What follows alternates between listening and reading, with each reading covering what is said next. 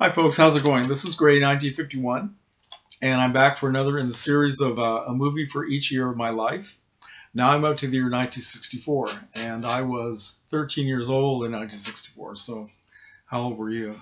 How many of you were not born in 1964, all right? Well, anyway, so I've chosen another horror film, and this is Strait-Jacket. Strait-Jacket. It's always a glare when I do this, all right? Strait-Jacket, starring the one and only Joan Crawford, and produced and directed by the one and only William Castle. Wow, William Castle was, well, he was and is a legendary name in low-budget horror filmmaking.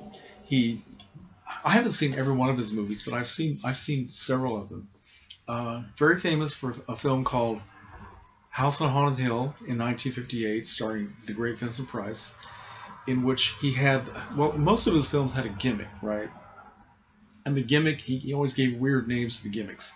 In House on Haunted Hill, the gimmick was called Emergo, or Emergo, however it was pronounced, where a plastic skeleton on a wire would come flying out above the audience during a certain scene in the movie where there was a plastic skeleton. And it was great. And then in 1959, he did a film called The Tingler, also with Vincent Price, in which the gimmick was called Percepto. And that was the one where this creature called the Tingler was supposed to be cut out of somebody's body when they were in a state of great fear. It was a crawling, ugly, lizard-like creature. And when this was happening on the screen, some of the seats in the audience were wired up so people would get a shock, right? Anyway, so in 1960, he did a great film called 13 Ghosts, in which the gimmick was called Illusiono. And basically that was during certain parts of the film when these ghosts were appearing, the people in the audience were given a pair of 3D glasses that were color tinted so that they could see the ghosts. So that was everything wonderful and fun, scary, cool, just every good word you could find to describe William Castle and what he did in the movies. Well, in 1964 he did Strait-Jacket, and Strait-Jacket. The gimmick in this one, well, I think the only gimmick he had in this one is the fact that he found a legendary, glamorous movie star named Joan Crawford to star in his film, in a low-budget film about axe murders, and she would be the one who's doing the killing, right? So I guess that was the gimmick. And it worked. It was a cool film. It was black and white photography, very shocking for its time, even though you look at it now and you can't help but think that some of these scenes where you see these obviously fake heads, you know, coming off of the body or lying on a bed, I mean, you know that they're so phony that now you have to kind of laugh. But back then in 1964, it was actually a very shocking film, but still great fun. And it played on TV a lot back in the late 60s and 70s, and I just pretty much memorized every scene. I'm very happy to have this DVD now to cherish. Now, Joan Crawford. Joan Crawford was, of course, a legendary actress, and she was known as much for her beauty and her glamour and her image as a movie star, as much as for being a very good actress, an Academy Award-winning actress for Mildred Pierce back in 1945. Well, by 1964, Joan Crawford had been struggling in her career for quite a while. 2 years before, she had made a film called Whatever Happened to Baby Jane, another horror film, her first horror film, in which she co-starred with another legend, Bette Davis. And it was a very, very good film. And it seems like Bette Davis always gets the credit for being the great actress in that film. Well, she certainly was great, but Crawford was great as well. And so 2 years down the road, Crawford had only made one film since Baby Jane, and she was anxious to work. I think she was in a position where she would pretty much say yes to anything. So William Castle approached her with this script, and she said, "I'm listening." And so she took it. And you might think that a star of Crawford's stature would maybe walk through something like this and kind of look down on the material. Not true. Crawford put in 110%.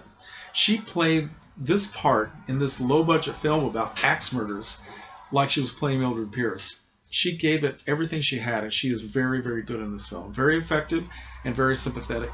And it's interesting because when Castle approached her with the script, he described her as her character, Lucy Harbin, as a woman in her 50s. And Crawford immediately corrected him and said, no, 40s.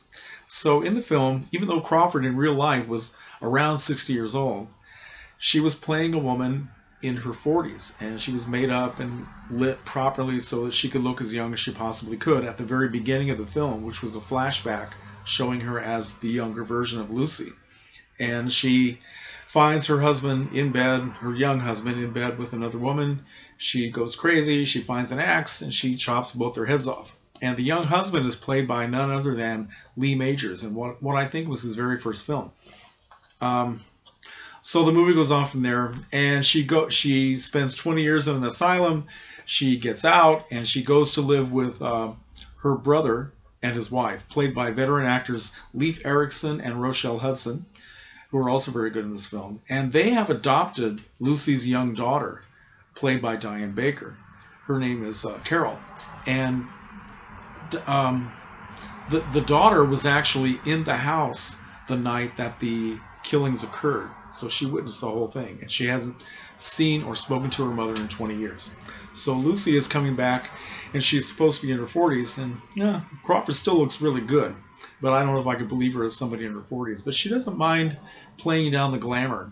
In most of the film, she's dressed to be very plain, and as I said before, she gives a very good performance. The film has a lot of cool things in it. Cool actors come and go, like George Kennedy. He plays the caretaker of the farm that they live on. He's kind of an addle-brained character, and ends up getting killed. So I'm not going to talk. I'm sure everybody, all the people who would probably be watching me on YouTube, talk about old movies, I'm sure you've seen this. Maybe some of you still haven't, but so I won't give away all the big secrets. But just to say that this was 1964. It was still that great renaissance of horror films back in not only the United States, but in other parts of the world. There were great directors and really cool films coming out all the time. And this was kind of the peak year, 1964. And it was a good time for a film like this to come out. And I did not see this at the theater when it came out. I don't know why, but I saw it on TV dozens and dozens of times. And this is a very, very well put together disc. Has some extra features, a nice documentary about the making of the film, in which Diane Baker is the only person in the cast who was still around to do this, and she talks a lot about the making of the film, about her relationship with William Castle, and what it was like to work with Joan Crawford. And she's very complimentary about Joan Crawford. And it also has a nice little feature, has the wardrobe test for Joan Crawford and the different kinds of clothes she wore in the film. And she's really throwing herself into even that. She just has good humor, and she's taking part. You can't hear what she's saying, but she's speaking. It looks like she's joking and laughing with the people who are the other people in the room. And this is a very cool film to watch. And unfortunately, Joan Crawford's career did not, well, it never really had any kind of a renaissance following this. She only made a handful of films. I'm not sure how many, really weren't that many at all. A handful of films and TV appearances until she finally made her last appearance on film in 1970 in a very bad film called Trog, in which she once again gave 100% of herself. Then I think she may have done one or two other TV shows after that, and then retired from public life, and she passed away in 1977. But if you want to see the latter-day Joan Crawford, an excellent performance in one of the best low-budget, cool horror films ever made, Strait-Jacket. Check it out, all right? Okay, thank you for watching, and as always, I like to hear what you have to say. Take care.